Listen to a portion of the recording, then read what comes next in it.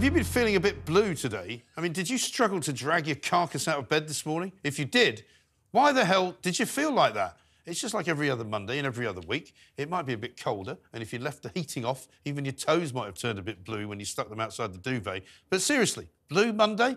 I mean, what the hell is that all about? According to the experts, it's the same every year. The third Monday in January is the day people feel the most depressed with life. Many of them have run out of money after an expensive Christmas, and the rot is really starting to set in after getting back to work in the new year. Well, I'm here to tell you it's a load of old codswallop. And worse than that, it's actually designed to convince you to spend even more money. Because it will also not surprise you to know it's an invention of the Woke-ists. Who else would let you convince yourself that you're depressed because of a particular day? Who else would allow you to be such a snowflake that you had to take the day off? And you can even set out a rational reason for it. That's right, the woke. In truth, Blue Monday was invented by travel companies who all want you to book a summer holiday to banish the non-existent blues, because nothing brings a smile to your face like looking forward to the sunshine. Tragically, of course, it works. The woke love any excuse to get out of work. Well, I'm here to tell you not to give in. Don't surrender to the commercial prerogative. Don't submit to the tyranny of wokery. And by the way, cheer up, it's nearly Tuesday.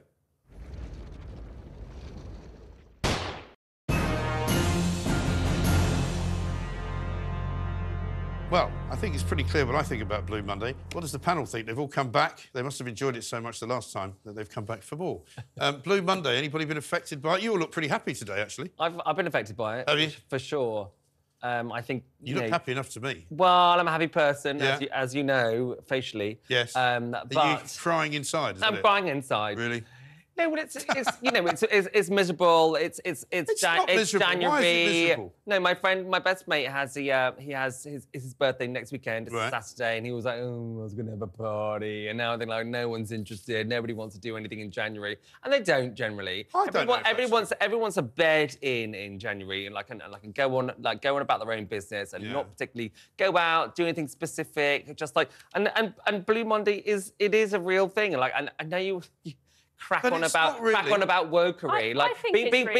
Being woke doesn't necessarily mean a bad thing. Does it mean like you're sensitive to like how you feel or how other people feel? But you know as well as I do, Sam, it's become something other than that. It's not any longer created by people like yourself, Mark. No. Well, not created by me. I mean, I wish I was that talented. I wish I could, enforce my own views on other people. But at the end of the day, being woke now is all about wanting an excuse not to do something. The world is full of people who don't fancy going to work. But that isn't what it means. For example, I saw a new movie which is like a redo of Mr. and Mrs. Smith with Angelina Jolie and that didn't Brad seem Pitt. like it was that and it was a black man. It was a black man and an Asian woman, and everyone was like, woke. It's gone woke. And blah, is it blah, still blah. called Mr. and Mrs. Smith? Why is it woke? Because it has people of colour in there. Is it still called Mr. and Mrs. Smith? No, woke is just used as a catch-all. You have to stop talking occasionally, Sam. I'm sorry to have to break this to you.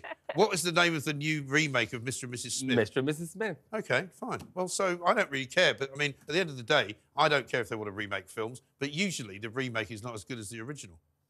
But it's not woke because it has people of colour. I didn't call it woke, though, so I don't know who you're arguing with. As I said, but now you're saying that woke is like people who don't want to go to work. It is. Like, I think Blue Monday is real. I think January and February... You feeling sad today?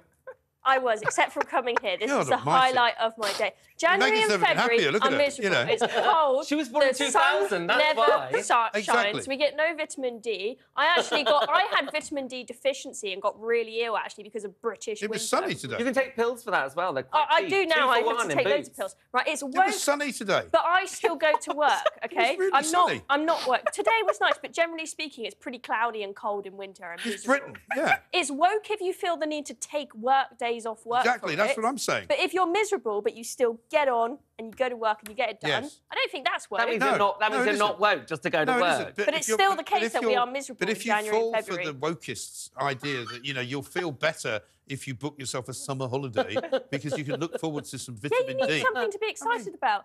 Well, have you got nothing to be... How old are you?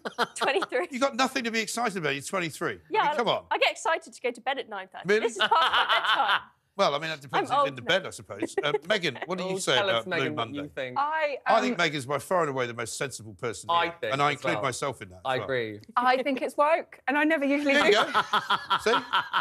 Clearly a very intelligent woman. No, I'm joking, but this is the first I'm hearing of it. It's honestly the first I'm hearing. Really? It feels like a non-issue. Apparently it was invented, I'm not joking, it was invented by Sky TV to basically sell summer holidays, because they want people to book summer holidays now because it starts to bring the money in, and they start to make people think, oh, I better think about where I'm going to go. I'm going to go Montenegro. I've actually had a really lovely day. And that does make sense. It's like, but seasonal dysphoria, for example, like feeling like seasonally affected disorder. Some people do suffer and that is a real thing. Yeah, like, but then you don't just have it every third Monday in January. You have it all the time in winter, don't you? I mean, that's my point. You don't have it in the lead up to Christmas, because what I do in the lead up to Christmas is that even though it's cold, I try to psycho-bomb myself. It's actually warm leading up to into thinking that psycho-bomb. That's a young thing. That the freezing cold weather is festive. That's what I tell myself. Psycho-bomb is like tricking your brain. Tricking yourself. Yeah. Don't have to. Why are you tricking yourself? I trick myself into thinking. It sounds aggressive, and it does. I make the cold.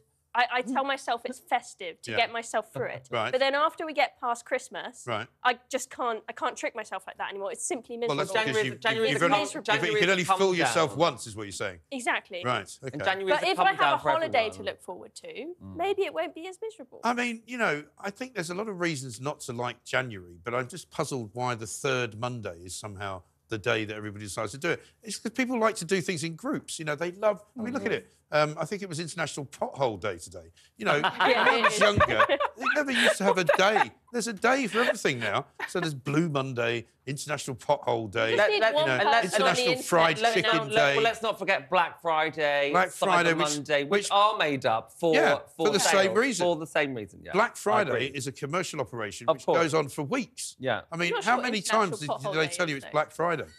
Hey? I'm not sure International Pothole Day is a commercial operation. Well, let me tell you, Grant. Well, actually, it is because you know what? Cars are now getting more and more damaged by potholes, and actually, insurance companies are saying that they will not insure your car. But that's true. The AA have been speaking up a lot today. See?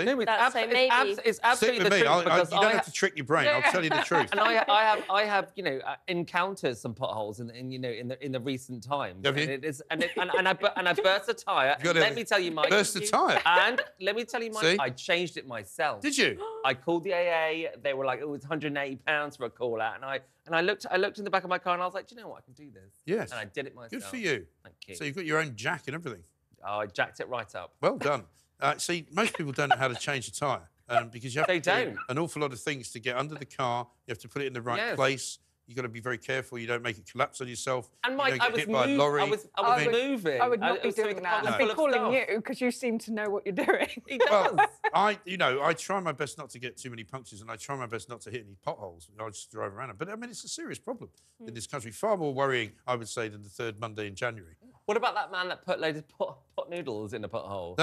Where is he? Where is he? Well, he is Mr. Pothole. I mean, he is actually known as Mr. Pothole. We have him on the show quite a lot, actually. Do you? Yeah, but that was a bit of a stunt. That was a pot noodle stunt.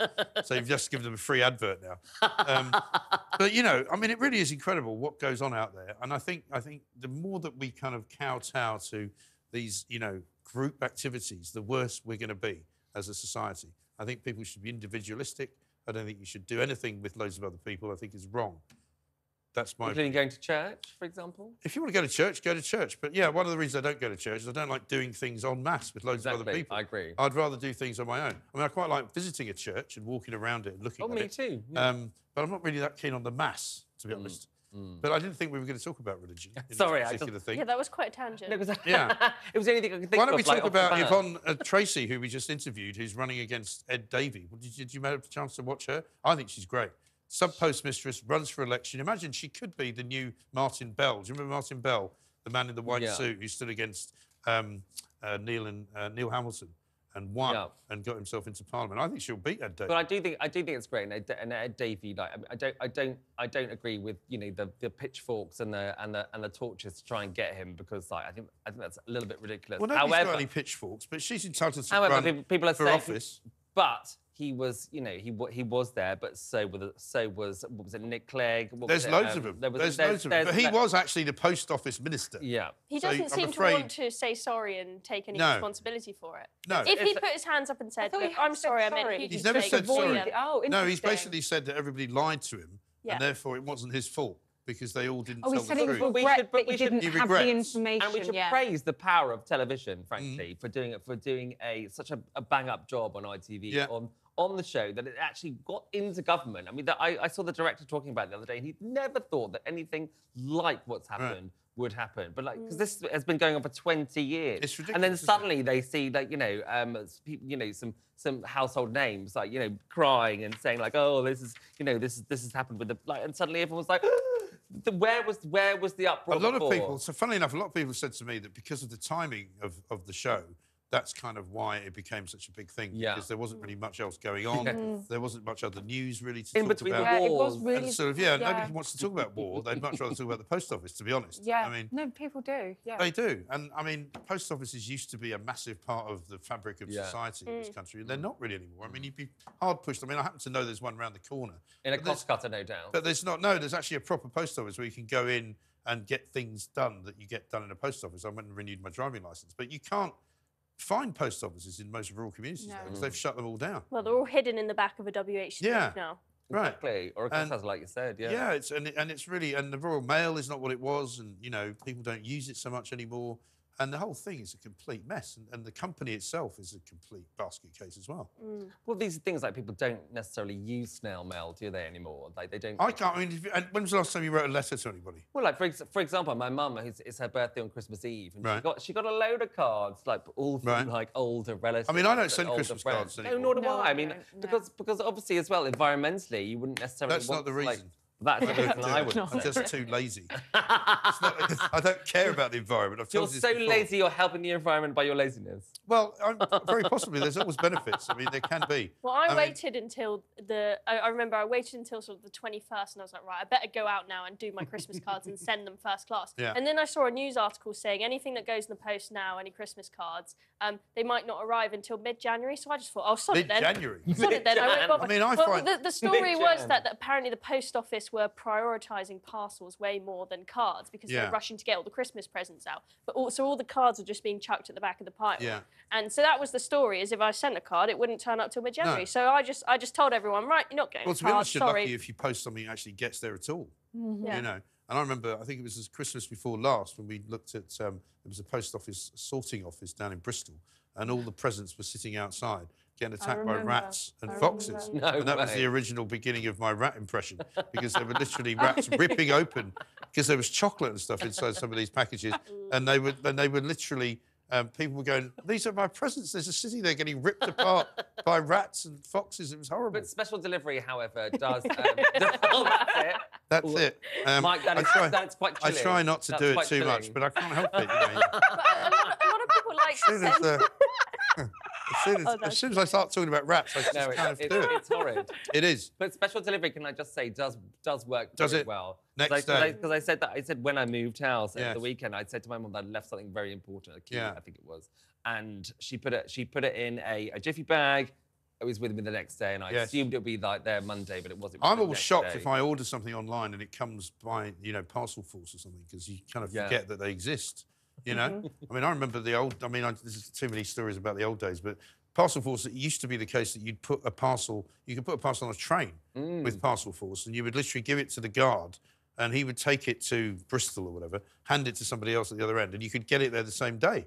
Yeah. Amazing. That's cool. Yeah. But they don't do that anymore, unfortunately. I used Parcel Force to send a box full of books to America, and it arrived the next day. A box of books? So I actually... Sounds expensive. I went out charity. there in the middle of revising for my A-levels, so I had to send all my folders and books in a box. It cost me, I think, about like 30, 40 quid. Is that all? Yeah, next day. Like, literally, I'm talking like a Sounds like a mistake. Very, very heavy box. Arrived the next day. But then... Before you did? I figured it would be the same coming back, and then realised it was going to cost about 300-400 quid to send it the other way. So I was like, uh-oh, what do I do? So I ended up checking a load of different suitcases in the end. Oh, well. But now, we've got a few other stories to talk about. The weather, we've sort of mentioned, you don't like. I actually like the cold weather because it doesn't rain. I love winter. I prefer it to the wet. I'd like it to snow but a little I'd rather bit. it be summer. I'd like it to snow. It's going to get quite cold this week. It's going to go down to sort of -6. But it's -2 now. But we were talking about this, weren't we, earlier, when we were talking about how cold it gets in America and where you actually get proper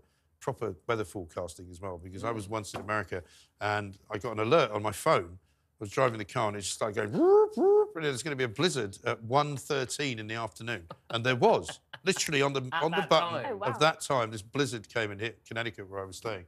And it was so bad that you couldn't drive in it, because that's what they get. But we still have this problem, don't we? You know, the trains are all kind of to cock for one reason or another. They've announced more strikes. There's going to be more strikes at the end of January. But even over Christmas, everyone that I spoke to who was trying to use a train, you know, they were cancelled. The weather was, you know, no good.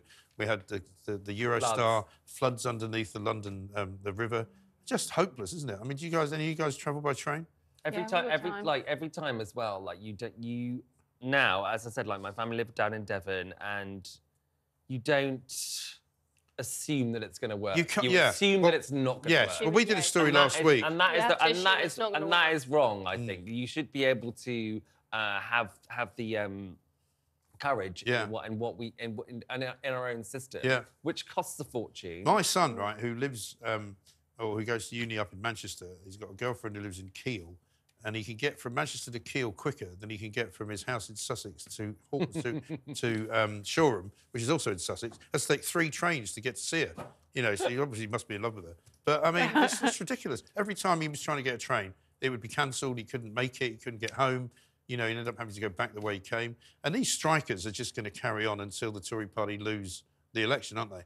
You know, Mick Lynch is not going to stop striking. No, of course he's not. I don't think he will. I don't think it's that. I don't think they're doing that on purpose. I think they are. I think there is a problem in the system, a massive problem in the system, and they don't like the Tories. Well, no, but they maybe think that Labour might be able to sort it out. And as I said before, like it's been 13 years of Tories, and it hasn't worked for a lot of people. We're in a very dire situation, so therefore, let's give the next government a chance. Yeah, but you know what's going to happen is they'll expect Labour to help them out, but Labour won't have any more money. I mean, we had Sadiq Khan solving the tube strike last week because he found 30 million quid. I know, that's the only way it works. Disgusting. Well, yeah, but now the next time they want some money, he'll give it to them again, won't he? Well, there's also not going to be much money if they bring the economy to a halt by stopping anybody from getting to work, and then go through the motions there. If the economy's failing, we haven't got any money to spend, blah blah blah.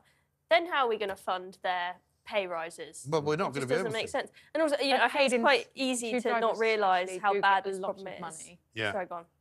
That was all I wanted to say. I think they're talking themselves out of the job. A lot of money. Pretty soon, the train company's going to go, do you know what? We don't really need drivers. I used to have to take the train to school when I lived in Cornwall. I think people in London don't realise the train only comes once an hour in Cornwall. So if one gets cancelled, you're sat there for ages. Yeah. And so many times you just get cancelled, and then you'd have all these rail replacement buses. Yeah.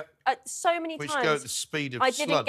didn't get to school until like 2 in the afternoon, just before it was going to end. When you have an exam, the thing that gives you the most anxiety before your exam is my train going to turn up in the morning? I used to get the train at like 5, 6 in the morning just because that was the only way I could safely know that I'd actually turn up at school on time. It's shocking. But this is the main problem. I mean, outside of London, people really struggle to get around. Yeah, they do. That's why so many people But as we were talking about with AI, if let's say, playing devil's advocate, if let's say that we let AI take over the network and everything run on time, everything worked perfectly, wouldn't we want that?